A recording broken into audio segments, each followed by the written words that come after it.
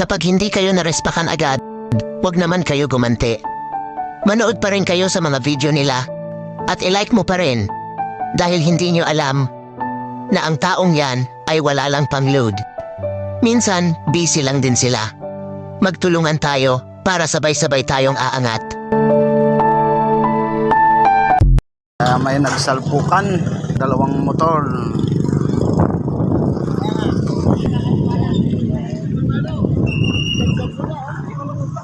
Pero mukhang okay naman ang mga ano nila, ang kalagayan. Mukhang hindi naman masyado malakas pagkasalpok.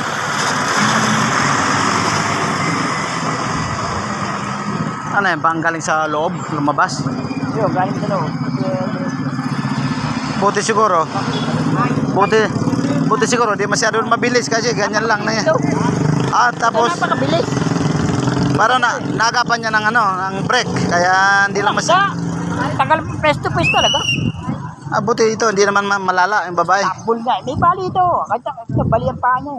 Bali yan. Ako malala nga kung ganun. Mas paring tata. Alam naman nila sa dito maraming tumatawid nang tutuloy ng takbo. Tagapas yung babae, tagapas si Naya, Central, palabas. Tapos Ito, matulin yung Aerox.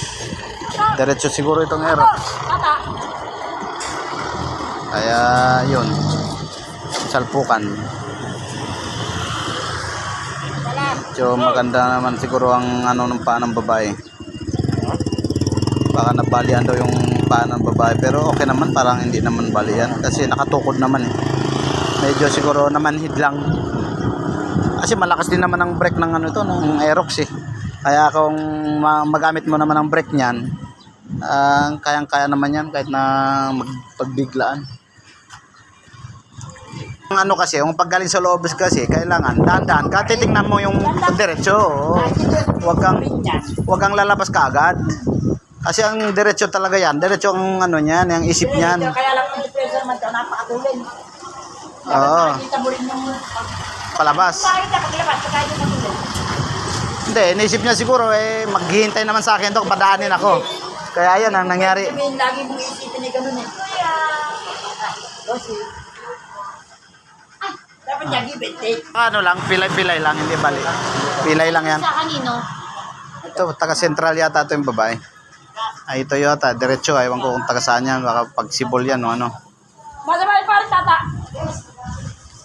Ato! Ang dila.